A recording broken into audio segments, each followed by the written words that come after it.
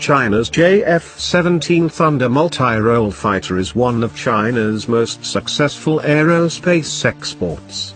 While it was designed from the outset to be an export fighter, its road to service was very rocky, involving decades of development and even American involvement at some points.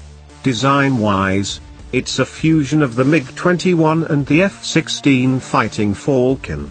The most recent blocks of the JF-17 have introduced advanced capabilities that nominally put it on par with designs 20 years its senior. But how exactly did the United States help in creating the JF-17? Does the ancient airframe hold it back, or can it be worked around?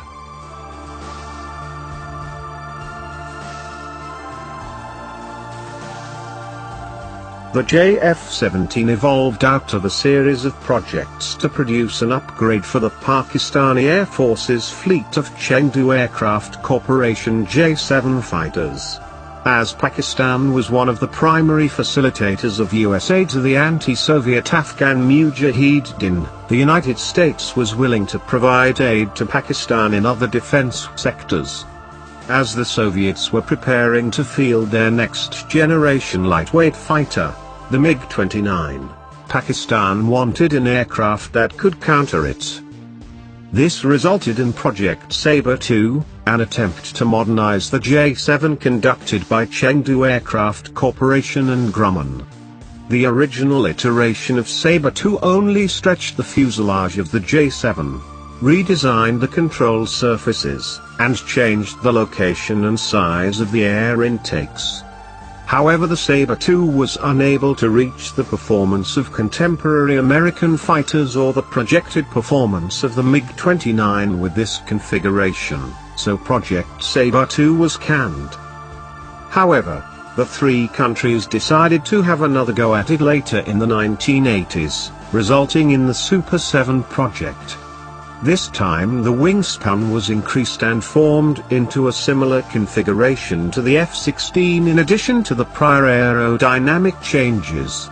Grumman pulled out of the Super 7 project in 1989 due to Tiananmen Square and the resulting fallout.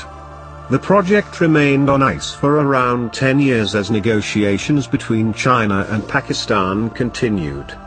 A feasibility study to see if future development would be fruitful was commissioned in 1992. It was successful, so a memorandum to continue development was signed.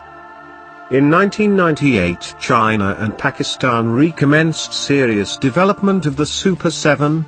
Costs were split 50-50 between the Pakistani government and Chengdu Aircraft Corporation, and the aircraft was renamed JF-17 as Grumman had dropped out. The fighter needed a new power plant. A solution was found in the Russian Mikoyan Design Bureau, which offered the Klimov RD-93 engine, which was originally designed for the cancelled MiG-33 fighter jet. The RD-93 was an advanced version of the RD-33 used on the MiG-29, however, only one RD-93 is used on the JF-17 in contrast to two RD-33 in the MiG-29.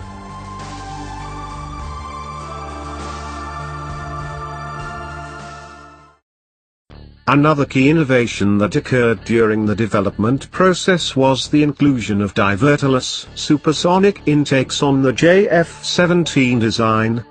The design went through several iterations but is seen on current JF-17 production aircraft.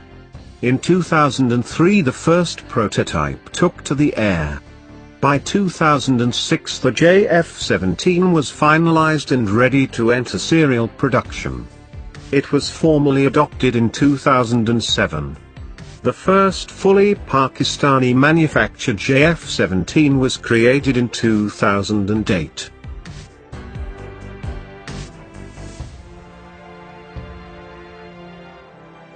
The JF-17 designers have proven adept at keeping up with the times following its entry into service.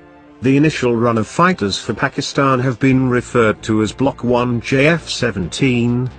Block 2 JF-17 introduced a multitude of new capabilities and upgrades, including composites in the airframe for reduced weight, air-to-air refueling, a full fly-by-wire system, and a better radar.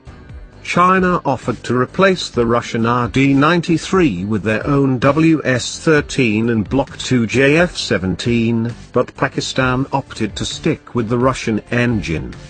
For the Block 3, China hopes to add an AESA radar to the JF-17 and further improve the avionics and weapons compatibility of the JF-17. The standard JF-17 features the MIL STD-1760 data bus in some implementations, allowing for compatibility with Western and Eastern weapons. One potential weakness of the JF-17 is its internal cannon, which is still the double-barrel GSH-23, a legacy of its MiG-21 heritage. This cannon is outperformed by practically any other autocannon mounted on a modern combat aircraft. However, given the relative infrequency of cannon usage in modern air combat, this is not a big issue.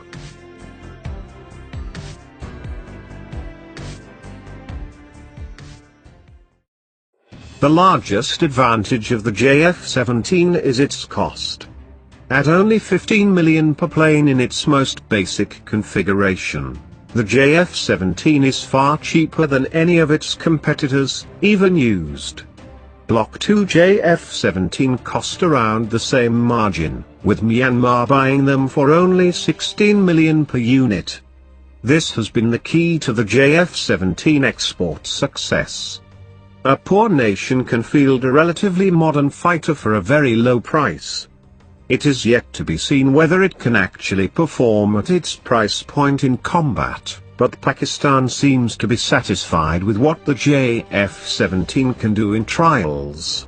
In many ways, China has updated the budget fighter of the last generation, the MiG-21, for the modern era with the help and additional design cues from the F-16.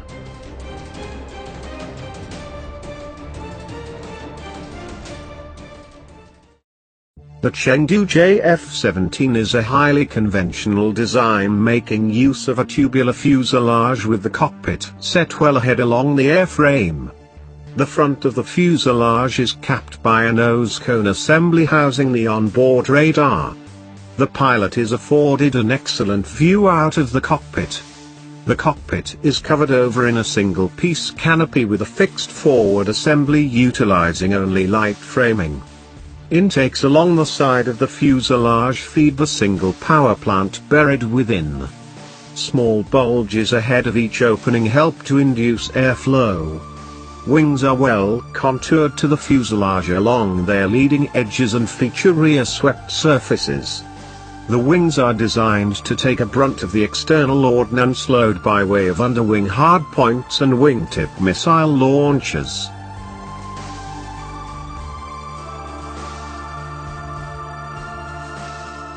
The fuselage spine conforms to become the base of the single vertical tail fin atop the empennage.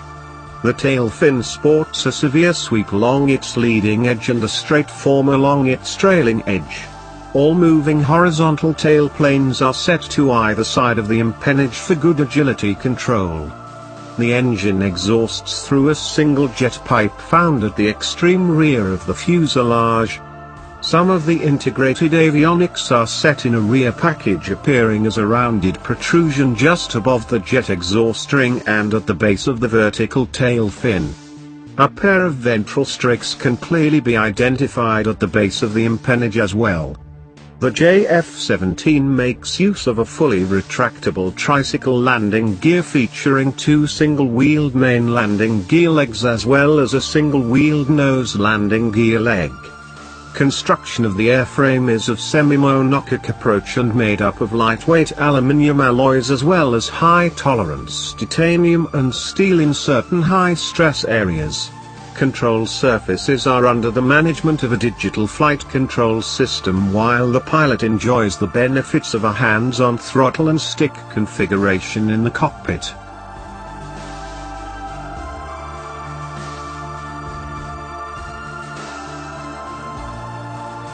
The Chengdu JF-17 is powered by a single Plymouth RD93 turbofan engine delivering 11,106 pounds of standard thrust and up to 18,973 pounds of thrust with afterburner. Maximum speed is listed at approximately Mach 1.8. The JF-17 enjoys a ferry range of up to 2,175 miles with a combat radius equal to 840 miles. Service ceiling is listed at 54,790 feet.